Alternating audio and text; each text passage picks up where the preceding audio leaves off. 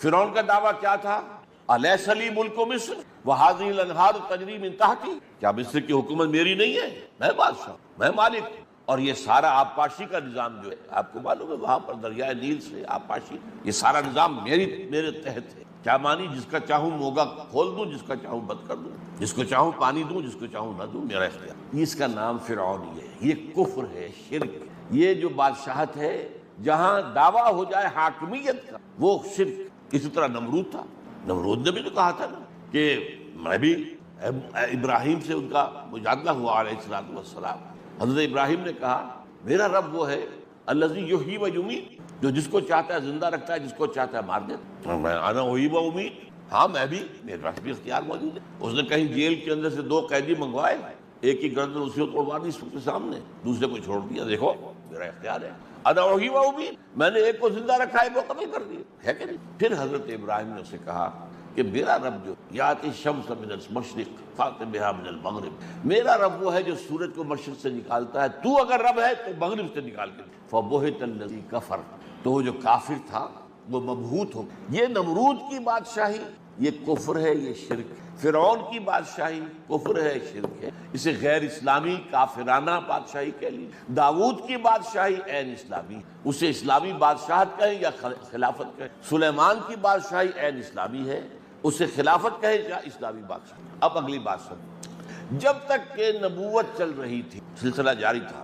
آج سے 1400 برس پہلے تک تو جاری تھا، تو نبی ہی خلیفہ ہوتا تھا، یعنی خلافت شخص، یہ نوٹ کیجئے لفظ شخص، پرسنل، ایک آدمی خلیفہ۔ چنانچہ یا داؤد انا جعلناک خلیفہ، اے داؤد ہم نے تمہیں بنایا ہے خلیفہ۔ اجتماعی خلافت نہیں تھی، یہ خلافت کیا تھی؟ شخص۔ ہر نبی خلیفہ ہے، اور اس کی وجہ صاف ہے، وہی اس کے پاس آتی ہے جو اصل حاکم ہے، جو اصل حکمران ہے، جس کے لیے حاکمیت ہے، ان الحکم الا للہ الملک القدوس، وہ جو ہے ظاہر بات ہے کہ اس کا رابطہ تو ان سے ہے نا، اور عام آدمیوں کا تو نہیں۔ ان کے پاس اللہ کے احکام آ رہے ہیں، اور وہ اسے جہاں اللہ کا حکم نہیں ہے وہاں اپنی عقل سے، اپنے فہم سے، اپنے سے کام لے۔ یہ خلافت کا ایسنس جو ہے اس کو ایک بہت عمدہ مثال سے جو ہمارے لیے بہت آسان ہو جائے۔ آج سے چلیے 65-70 سال پہلے کیا صورت ہندوستان میں؟ ہمارا حاکم کون ہوتا تھا؟ وہ بادشاہ ہے جو انگلستان میں بیٹھا، یا ملکہ ہے جو انگلستان میں بیٹھا، سوورنٹی تو اس کی تھی۔ یہاں وائس رائے ہوتا، وائس رائے کا کیا ریلیشن شپ ہے اس حکومت؟ جو حکم آ جائے گا، ہز میجسٹیز گورنمنٹ، اگر بادشاہ ہے تو ہز میجسٹیز گورنمنٹ کہیں گے، اگر کوئین ہے تو ہر میجسٹی کہیں گے۔ جو حکم وہاں سے آئے گا تو وہ جو وائس رائے ہے لازماً اس کی کرے گا، اسے اختیار نہیں ہے اس میں رد و بدل۔ لیکن جہاں کوئی حکم نہیں آیا ہے وہاں وائس رائے کا کام ہے اپنی سمجھ سے کام لے، اپنے ذہن سے کام لے، دیکھے موجودہ جو حالات ہیں، جو گیون سرکمسٹانس، اس میں ہماری جو مملکت ہے، امپائر جو ہے، اس کے انٹرسٹ، اس کے مفاد میں کیا فیصلہ، لیکن فیصلہ کون کرے گا؟ وائس رائے کرے گا۔ اس لیے کہ حکومت وہاں سے اصل حاکم کی فرمان نہیں ہے، بس یہ ہے وائس ریجنسی کہہ لیجیے اس کو۔ یہی خلاف جو حکم اللہ کی طرف سے آ گیا وہ نافذ، اس میں نبی کو اختیار نہیں ہے کوئی تبدیل کر دینا۔ البتہ جہاں کوئی حکم نہیں، وہ نبی جو ہے اپنی فہم، اپنی سوچ، اپنی صلاحیت، اپنی ذہانت، اس سے کام لے کر۔ اچھا، یہ کب تک سلسلہ چلا ہے؟ جب تک نبوت جاری تھی۔ اس سلسلے کی آخری کڑی کون تھے؟ محمد الرسول صلی اللہ علیہ وسلم۔ اب ہم یہ کہتے نہیں ہیں حضور کو کہ حضور خلیفہ تھے، حضور کی شان جو ہے بہت بلند ہے لفظ خلافت سے، اس لیے جو اصل اونچی شان ہے، خاتم المرسلین ہیں، خاتم النبیین ہیں، سید الانبیاء ہیں، محبوب رب العالمین، تو آپ جب بھی نام لیں گے آپ کو تو ہم اس حوالے سے لیں گے۔ لیکن آپ یہ سوچئے کہ مدینے میں جو چھوٹی سی ریاست قائم ہوئی اس کا حاکم کون تھا؟ حضور تھے، حضور خلیفہ۔ جو بھی آ رہا ہے حکم حضور کو آ رہا ہے، حضور اس کی تنفیذ کر رہے ہیں۔ جہاں نہیں ہے آپ اپنی اتحاد سے، غور و فکر سے نتیجہ نکالتے ہیں۔ اب یہ بھی ہوتا تھا بعض معاملات کے اندر حضور نے ایک فیصلہ کیا، اللہ تعالیٰ کی طرف اس کی نفی ہو گئی، آپ نے ایسا نہ کیجیے کہ بدل دیں گے۔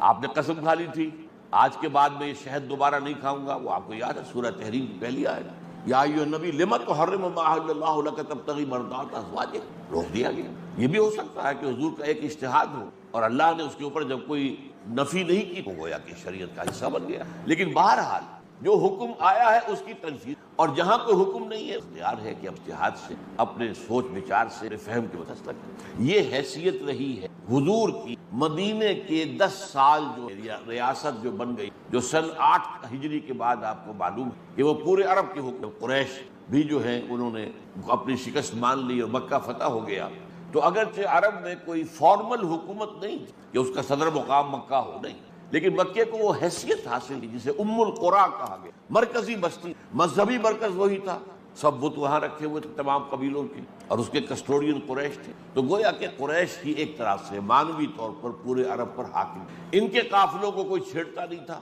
اور کسی کا قافلہ بچ کے نکل نہیں سکتا تھا، لوٹ ماری تو ان کا پیشہ تھا، کوئی تجارتی قافلہ بچ کے کیسے نکل جائے گا؟ ہاں قریش کا ہوا اس کو ہاتھ نہیں لگے، کیوں کہ ان کے پاس تو ہمارے معبود رکھے ہوئے، ہمارے خدا جو ہے وہ ان کے پاس جو ہے وہ تو یوں سمجھیے کہ ہاسٹیج ہے ان کے پاس، اگر وہاں ان کی گردن مروڑ کر پھینک دے باہر تو ہم کیا کریں گے؟ تو اسی لیے ان کو گویا کہ معاشی اعتبار سے اور سیاسی اعتبار سے فوقیت حاصل تھی پورے عرب، اس لیے جب مکہ فتح ہو گیا تو اب سمجھا گیا پورا عرب جو ہے تابع ہو گیا، اب اسلامی ریاست قائم ہوئی عرب کی، اور اس میں خلیفہ کون تھے؟ محمد اللہ صلی اللہ علیہ وسلم۔ اب دیکھیے اب حضور کے بعد کیا ہوگا؟ نبوت تو ختم ہو رہی ہے، حضور کے بعد کوئی نبی تو نہیں آنا، آپ خاتم النبیین ہیں، حضور کے بعد خلافت کیسے؟ یہ مسئلہ ہے جو سورہ نور کی طویل آیت میں فرمایا گیا، وعد اللہ الذین آمنوا منکم وعملوا الصالحات، اے مسلمانوں اللہ کا وعدہ ہے تم میں سے ان لوگوں کے ساتھ جو ایمان کا حق ادا کریں اور عمل صالح، یہ دو شرائط ہیں، وعد اللہ الذین آمنوا منکم وعملوا الصالحات، تین وعدے ہیں، لَيَسْتَخْلِفَنَّهُمْ فِي الْأَرْضِ كَمَا اسْتَخْلَفَ الَّذِينَ مِنْ قَبْلِهِمْ، لازماً خلافت عطا کرے گا انہیں زمین سے پہلوں کو عطا کیا۔ اب یہاں جنہیں تھوڑی سی بھی عربی کی شذ ہے، وہاں تھا یا داؤد انا جعلنا کا یہ واحد کا صیغہ، اے داؤد ہم نے تمہیں خلیفہ بنا، لہذا لوگوں کے مابین فیصلے کیا کرو، عمل اپنی خواہش نفس کی پیروی نہ کرنا، وہ تو تمہیں جو ہے اللہ کے راستے سے ہٹا دے گی۔ یہاں جمع کا صیغہ آ گیا، لَيَسْتَخْلِفَنَّهُمْ، ان کو ہم خلافت دیں زمین کے اندر جیسے کہ پہلوں کو، وَلَا يُمَكِّنَنَّ لَهُمْ دِينَهُمُ الَّذِي ارْتَضَىٰ لَهُمْ، اور لازماً استحکام عطا فرمائیں گے، تمکن عطا فرمائیں گے ان کے دین کا جو کہ اللہ نے ان کے لیے پسند کر، اسلام، ان الدین عند اللہ الاسلام، اللہ نے پسند کر، اس نے تم پر مکمل کر دیا، الیوم اکملت لکم دینکم واتممت علیکم ورضیت لکم الاسلام الدین، اب دین یہی، تو فرمایا اس دین کو اب تمکن ہے، اس کی حکومت قائم ہے، ولا یبدلنہم من بعد خوفہم امنا، اور بدل دے گا ان کے خوف کی حالت کو امن سے۔ یہ خوف کی حالت سے مراد کیا؟ آپ کو معلوم ہے مدینے کی چھوٹی سی ہر وقت کھٹکا رکھتا تھا کہ ادھر سے کوئی آ رہا ہے، ادھر سے کوئی آ رہا ہے، فلاں قبیلہ حملہ کرنے والا ہے، فلاں قبیلہ حملہ کرنے والا ہے، کتنی مرتبہ تو قریش چڑھ کر آئے، پھر اس کے بعد جو ہے غزوہ احزاب، یوں سمجھیے اذ جاؤکم من فوقکم ومن اسفل منکم، وہ اوپر سے شمال سے بھی آئے، جنوب سے بھی آئے، اور پھر یہ کہ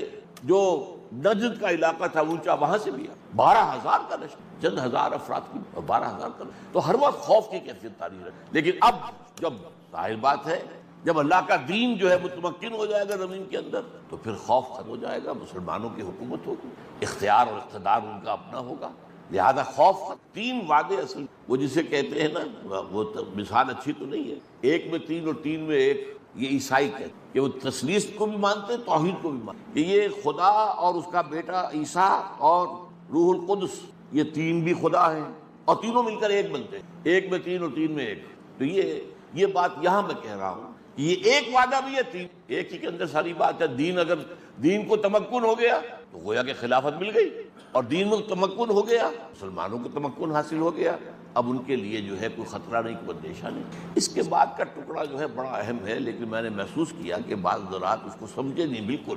یعبدوننی لا یشرکون بی شیئا، یہ اصل میں ان تین چیزوں کے نتیجہ جو ہوگا وہ اس کو بیان کیا، تب وہ میری عبادت کریں گے پورے طور پر، اور تب وہ پاک ہو سکیں گے شرک سے پورے طور پر۔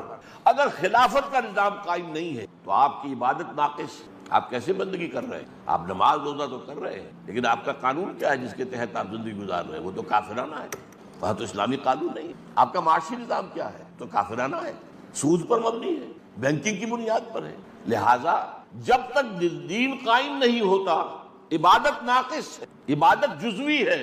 اسی کو تمہیں بارہا بیان کر کہ اس کا کفارہ کیسے دیں؟ ہم یہاں زندگی گزار رہے ہیں تو گناہ کر رہے ہیں، لیکن کیا کریں؟ کہاں جائیں؟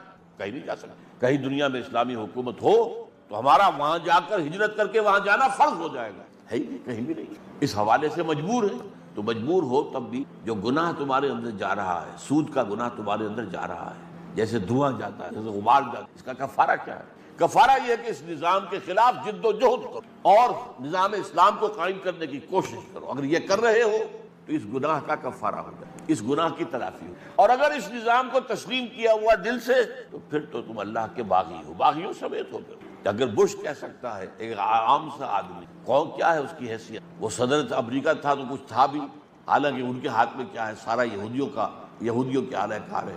اور اب کیا حیثیت, یو آر ود اس اور اگینسٹ اس, تم یا ہمارے ساتھی ہو تو ہمیں ساری یہ چیزیں دو, نہیں تو پھر ہم تمہارے دشمن ہیں, تم ہمارے دشمن. اللہ بھی یہ کہتا ہے تم یا میرے ہو تو حزب اللہ میں ہو, حزب اللہ میں نہیں ہو تو پھر حزب الشیطان ہے.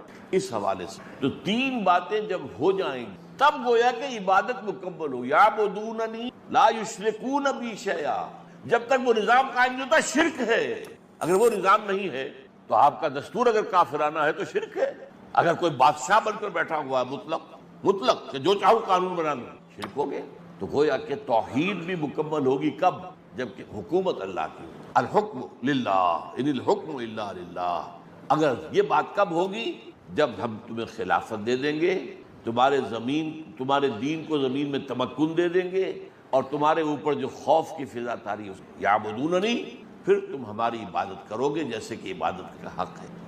پھر تم شرک سے بچو گے جیسے کہ شرک سے بچنے کا حق ہے. یعبدوننی لا یشرکون بی ومن کفر بعد ذلک فاولئک هم الوارثون. اب یہ جملہ بھی کیوں کہا, جو اس کے بعد بھی کفر کرے جبکہ اسلام کا غلبہ ہو چکا ہے, پھر بھی وہ کفر پر اڑا ہوا ہے, وہ تو نہایت ناہنجار آدمی بھی جہنم ہے. اس لیے کہ چلیے باطل کے غلبے کے اندر آپ اگر کہیں میں مجبور ہوں کیا کروں. آپ کو معلوم ہے جب ہجرت فرض ہو گئی تھی تب بھی کچھ لوگوں نے ہجرت نہیں کی مکے سے, اور ان میں کچھ کے لیے تو صاف کہہ دیا گیا کہ یہ منافق ہیں, ان سے تمہارا کوئی رابطہ نہیں ہے. ما لکم من ولایۃ من شیء حتی یہاجروا, جب تک ہجرت نہ کرے. لیکن یہ کہ بوڑھے, ضعیف, بیمار, جو راستہ نہیں جانتے, عورتیں, سفر کی کوئی قدریہ نہیں, ان کو معاف, ان کا معاملہ اور ہے. تو اس لیے اگر تو کوئی شخص جو ہے مجبوری کی حالت کے اندر, کیونکہ غلبہ اس کا ہے, اور اس کے اندر آپ سوچئے ایک شخص سارا دن محنت شاقہ 12 گھنٹے, آج کل سرکاری ملازم بھی ان میں سے آپ دیکھیں گے کہ 8 گھنٹے اگر سرکار کے ملازمت کرتے ہیں تو کہیں شام کو کوئی اور جاب کرتے ہیں, تب کہیں جا کر بچوں کے لیے 2 وقت کی روٹی کا انتظام ہوتا ہے. اور جو عام مزدور ہے ان کا جو حال ہے, اب ان کے لیے تو ظاہر بات ہے کوئی اور جد و جہد کرنا ممکن, ایسے لوگوں کا معاملہ تو اللہ تعالیٰ جو ہے وہ معاف کر دے گا. لیکن یہ کہ جن لوگوں کے لیے ممکن ہے اور نہ کرے, فاولئک هم الفاسقون. جب دین کا غلبہ بھی ہو گیا اب بھی وہ دین کے اوپر آنے کو تیار نہیں. اب وہ امتحان تو نہیں رہا جو پہلے تھا. پہلے تو جب غلبہ جو تھا کفر اور شرک کا تھا تو ایمان لانے کا مطلب کیا تھا, کانٹوں بھرا بستر, آپ کو تکلیفیں ہر طرف سے آئیں گی, آزمائشیں آئیں گی, ستایا جائے گا, مارا جائے گا. لیکن اب تو بات بہرحال یہ تو اس آیت کو میں نے آج چاہا کہ ذرا اس کے جو آخری حصہ ہے اس میں بڑی کمی ہوتی ہے, اس کا مراد کیا ہے وہ میں نے آپ کے سامنے. اب کیا ہوا کہ اب خلافت جو ہے وہ اجتماعی ہو, لَيَسْتَخْلِفَنَّهُمْ فِي الْأَرْضِ. اب اسی یہ جو سفر دین نے طے کی, دین میں پہلے شخصی خلافت, اس کے بعد اجتماعی خلافت مسلمانوں کی, اہل ایمان کی. شرط کن کی ہے, الذین آمنوا منکم وعملوا الصالحات, یہ 2 شرط. یہی سفر طے کرنا پڑا ہے بالآخر ملوکیت کو بھی, بادشاہت. پہلے بادشاہ تھا حاکم, اس کے بعد کیا ہوا, وہ کام جو اسلام نے 1400 برس قبل کیا تھا وہ کام آج سے 300 برس یورپ سے بادشاہت کا خاتمہ, جمہوریت کا آغاز. لیکن یہ جمہوریت کیا ہے, یہ کافرانہ اور مشرکانہ جمہوریت. جیسے میں نے کہا تھا اسلامی بادشاہت اور کافرانہ بادشاہت. اسلامی بادشاہت داؤد اور سلیمان, اور کافرانہ بادشاہت نمرود اور فرعون. اسی طرح ایک اسلامی خلافت ہو گئی, وہ ہے مسلمانوں کی. ایک ہے انسانی حاکمیت, وہ ہے کافرانہ.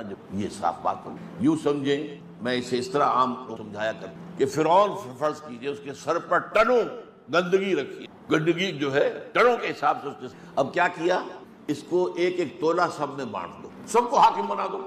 اب گویا کہ وہ حاکمیت انسانی جو فرعون کے سر پر رکھی ہوئی تھی ٹنوں نجاست کی, وہ تولہ ماشا سب کو بانٹ دی. تم بھی حاکم, وہ بھی حاکم, یہ بھی حاکم, وہ بھی حاکم, سب حاکم. تو گویا کہ نجاست تو نجاست ہی رہے گی. وہ 1 ٹن ہے تب بھی نجاست ہے, تولہ بھر ہے تب بھی نجاست ہے, نجاست تو ہے. تو یہ جو عوامی حاکمیت کا تصور دنیا میں آیا کیوں ہے, دیکھیے علامہ اقبال کی جو نظم ہے ابلیس کی مجلس شورا, اس میں اس کا ایک مشیر یہ کہتا ہے کہ آپ تو دنیا میں جمہوریت کا نظام آ گیا, ہماری ابلیسیت جو ہے تو ختم ہو جائے گی, ابلیسی نظام کہاں رہ جائے گا. تو اس کا ایک اور دوسرا مشیر رہتا ہے, خام خواہ تم پریشان ہو رہے ہو, ہم نے خود شاہی کو پہنایا ہے جمہور لباس. یہ تو لباس بدلا ہے ہم نے صرف.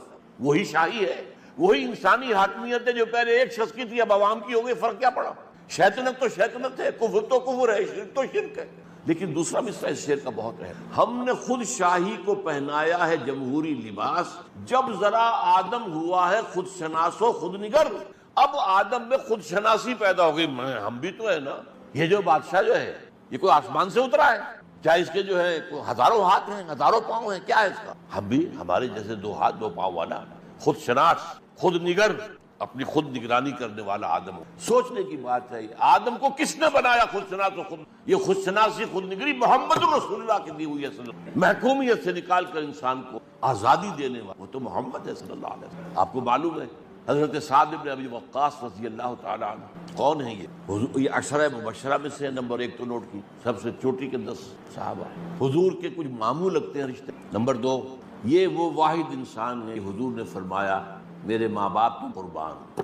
غزوہ احد میں جب کفار نے ان کو گھیر لی, چاروں طرف سے جو ہے تیروں کو, انہوں نے ڈھال بنا رکھا تھا اپنے آپ کو, اپنے جسم پر تیر لے رہے تھے, حضور کو بچا رہے تھے اور تیر چلا رہے تھے انہیں دور. تو حضور نے فرمایا اے سعد تیر چلاؤ, تم پر میرے ماں باپ قربان. اب یہ اونچا مقام عشرہ مبشرہ میں سے. پھر یہ کہ یہ فاتح ایران ہے, خود فاتح ایران ہے. اب انہوں نے صرف ایک کام کیا, گورنر ہے ایران کے, فاتح ایران ہے, گورنر ہے, اپنے گھر کے باہر ایک ڈیوڑی بنا دی اور ایک وہاں پر پہرے دار کھڑا کر دیا, دربان کھڑا. حضرت عمر کا دور حکم, دور خلافت کہنا چاہیے, پرچہ نویس نے پرچہ بھیج دیا کہ سعد نے اپنے گھر کے باہر ڈیوڑی بنائی ہے اور ایک دربان کھڑا کر دیا تاکہ کوئی سعد سے خود بخود جا کر نہ مل سکے. اب یہ ایک گویا کہ تمدنی ضرورت ہے. کوئی بھی شخص ہر وقت تو اس کا معاملہ نہیں ہو سکتا کہ کھلا رہے راستہ, جو شخص جب چاہے آ جائے. آپ کو معلوم ہے کہ سورہ نور کے اندر بھی ہے کہ اگر تم کسی سے ملنے جاؤ, یا تو تم نے وقت لیا ہوا تو اس پر واجب ہے کہ آپ سے ملاقات کرے, اگر نہیں ہے تو آپ کا یہ حق نہیں ہے کہ لازماً وہ کہے آپ سے ملے. وَإِذَا قِيلَ لَكُمْ ارْجِعُوا, اگر کہا جائے کہ لوٹ جاؤ تو لوٹ جاؤ. اس میں غصے کی بات کیا؟ بھائی اس کا کوئی کام ہے, وہ کر رہا ہے, کوئی اہم کی مصروف. آپ نے اس سے وقت تو نہیں لیا تھا, تو آپ کا یہ نہیں ہے حق کہ آپ لازماً جو ہے کہ میں آیا ہوں تو ملاقات میرے ساتھ کریں. قرآن نے تو یہ تعلیمات دی, عام آدمی کے لیے بھی ہے. تو ظاہر بات ہے جو گورنر ہے اس کی مصروفیات ہیں, ضروریات ہیں, لیکن اسلام نے جو مقام دیا ہے. حضرت عمر نے خط لکھا, اے سعد لوگوں کو ان کی ماں نے آزاد پیدا کیا تھا, تم نے انہیں اپنا غلام کب سے بنا لیا؟ اور جو پرچہ دیا جو اپنا آپ کا جس کے ایلچی جا رہا تھا, اس سے کہا پہلے جا کر ڈیوڑی کو آگ لگا دینا پھر یہ خط دینا. اتنا فرق بھی گوارا نہیں کہ لوگ آپ سے مل نہ سکے, ملنے کے لیے وقت پہلے طے کر. سید القوم خادم ہو, یہ حضور کا فرمان میں کہا کرتا ہوں کہ ایک عام آدمی سنے گا کہ بڑی شاعری اچھی کی ہے, کیا ہے سید القوم خادم ہوں, کبھی ہوا ہے بھلا؟ کیا قوم کا سردار خادم ہوتا ہے؟ خلفاء کو دیکھیے, وہ خادم, ان کا معاملہ کیا تھا. فرمایا کہ تم نے لوگوں کو ان کی ماں نے آزاد جنا تھا, تم نے انہیں اپنا غلام کب سے بنا لیا؟ تو یہ آزادی کس نے دی؟ محمد. اب جب دنیا میں اس آزادی کا چرچا ہو گیا تو اب شیطان کو بھی یہ کام کرنا پڑا کہ اب وہ شخصی بادشاہت نہیں چل سکتی. وہ فرعونیت کا دور گیا, وہ نموریت کا دور گیا. اب تو ظاہر بات ہے کہ کوئی عوامی حاکمیت کر دی. تو ہم نے خود شاہی کو پہنایا ہے جمہوری لباس, جب ذرا آدم ہوا ہے خود شناس و خود نگر. یہ آدم جب ذرا ہو گیا ہے کہ اس کو اپنی حیثیت کا احساس ہو گیا ہے, اور آدم جو ہے اب یوں سمجھیے کہ بالغ ہو گیا, اور یہ بلوغ کس کا عطا کردہ ہے؟ محمد رسول اللہ صلی اللہ علیہ وسلم. اسی کو اقبال نے 2 اشعار فارسی کے جو کہے ہیں وہ بہت چوٹی. ہر کجا بینی جہانے رنگ و بو, زاں کہ از خاکش بروید آرزو, یا ضرور مصطفیٰ ورا بہاش, یا ہنوز اندر تلاش مصطفیٰ صلی اللہ علیہ وسلم. تم جہاں کہیں بھی کوئی نور دیکھو گے, روشنی, اچھائی دیکھو, جان لو یا تو یہ محمد کی عطا کردہ ہے صلی اللہ علیہ وسلم. یہ ساری ہائر ویلیوز, فریڈم, مساوات. حضرت عمر سفر کر رہے ہیں 700 میل 1000 میل آس پاس مدینے سے لے کر بیت المقدس تک, اور ایک اونٹ نہیں, کوئی خدم و حشم نہیں, کوئی اسکورٹ نہیں, کوئی جو ہے وہ محافظین کا دستہ نہیں, کوئی گارڈز نہیں, ایک غلام, ایک خلیفہ. اچھا, ساتھ ہی راستے بھر کر جو ہے وہ رکھا ہوا راشن, لہذا 2 آدمی نہیں بیٹھ سکتے. عام طور پر امور پر 2 آدمی بیٹھ سکتے, سامان کے ساتھ تو نہیں بیٹھ سکتے. لہذا ایک منزل حضرت عمر اوپر بیٹھے ہیں اونٹ پر, اور ملازم جو ہے وہ جا رہا ہے آگے آگے نکیل پکڑ کر، اگلی منزل میں ملازم اوپر بیٹھا ہوا، وہ غلام اوپر بیٹھا ہوا اور خلیفہ وقت جو وہ نکیل پکڑ رہا ہے۔ یہ مساوات ہے۔ دنیا میں کہا کرتا ہوں کہ 10 دفعہ ختم ہو کر 10 دفعہ دوبارہ پیدا ہو لے، اس مساوات کی مثال پیدا نہیں ہو سکتی۔ تو یہ values, higher values, human freedom, fraternity and equality, انسانی حریت، اخوت انسانی اور انسانی مساوات، یہ تو چیزیں دی ہیں محمد رسول اللہ نے۔ جب یہ چیزیں آ گئیں تو اب شیطان کو یہ کرنا پڑا کہ اپنا وہ فرعونی اور اپنا وہ نمرودی نظام جو ہے اس کے بجائے جمہوری نظام کر، وہ حاکمیت انسانی جو ہے ایک شخص کی بجائے وہ عوام کو، یہ ہے اصل میں اسلامی جمہوریت۔ کیا ہوگی؟ اللہ کی حاکمیت اور اللہ اور اس کے رسول کے احکام کے دائرے۔ اس کے لیے میں نے آیت آپ کو سنائی تھی، سورہ حجرات کی پہلی آیت، یا ایھا الذین آمنوا لا تقدموا بین یدی اللہ ورسولہ واتقوا اللہ ان اللہ سمیع۔ اہل ایمان، اللہ اور اس کے رسول سے آگے مت بڑھنا، اللہ کا تک اختیار کرنا۔ ایک دائرہ کھینچ دیا، یہ دائرہ ہے اور اس دائرے کے اندر اندر تمہیں آزادی ہے۔ یہ دائرہ کیا ہے؟ اللہ کے احکام، رسول کے احکام۔ اس دائرے کے اندر اندر تم آزاد ہو، اس دائرے کے اندر اندر جمہوریت لے آئیے، کوئی اعتراض نہیں۔ اس دائرے کے اندر جو کچھ ہے مباح ہے۔